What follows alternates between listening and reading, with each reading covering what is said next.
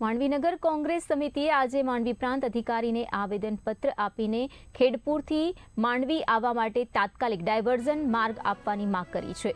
ગરેડિયા નાકા પુલ હાલ તોડી નવા પુલનું નિર્માણ થઈ રહ્યું છે અને આ દરમિયાન અવરજવર માટે વૈકલ્પિક માર્ગ તરીકે ધોબણી નાકા તરસાડા બાયપાસ તપસ્વી વિદ્યાલય માર્ગ આપવામાં આવ્યો છે, જેને કારણે 4 થી 5 કિલોમીટરનો વધારાનો ફેરો કરવો પડે છે। પરિણામે લોકોનો સમય અને ઈંધણ બગડી રહ્યું છે। ત્યારે કોંગ્રેસ સમિતિએ રજૂઆત કરી છે કે હાલના પુલની બાજુમાં ટુ વ્હીલર અને લાઇટ વ્હીલ માટેના જે ડાયવર્ઝન આપવામાં આવે છે તો નગરજનોને મોટી રાહત મળશે। જો તાત્કાલિક ધોરણે ડાયવર્ઝન ન આપવામાં આવે તો માંડવીનગર તથા આસપાસની જનતા સાથે ગાંધીજી માર્ગે આંદોલન કરવા માટેની ચીમકી ઉચ્ચારવામાં આવી છે।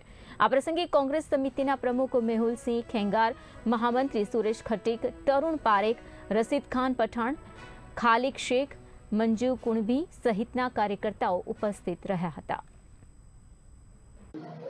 માંડવી પ્રાંત કચેરી ખાતે હાલ કિમ ચોકડીથી માંડવી ખેડપુર વચ્ચે જે રોડ બની રહ્યો છે એ રોડને જોડતો એક રસ્તો ખેડપુર ચોકડીથી માંડવી જકાત નાકા ટોપ નાકા સુધીનો જે રસ્તો બની રહ્યો છે તે અંતર્ગત એક ગરેડિયા પુલ જે હાલ બિસ્માર હાલતમાં હોય અને ખૂબ સાંકડો હોવાથી એ પુલ તોડી પાડીને એક નવો પુલ બનાવવા જઈ રહ્યા છે। જ્યારે તેના વૈકલ્પિક માર્ગ તરીકે હાલ માંડવી ડોબડી નાકાથી તરસાડા બાયપાસથી સીધો માંડવી કડોદ હાઈવે પર જે કુલ 4 થી 5 કિલોમીટરનો ઘેરાવો થાય છે તે અંતર્ગત માંડવી અને માંડવીની આમ જનતા માટે ઘણો ફેરવવો પડે છે અને સમય અને ઈંધણનો વ્યય થાય છે।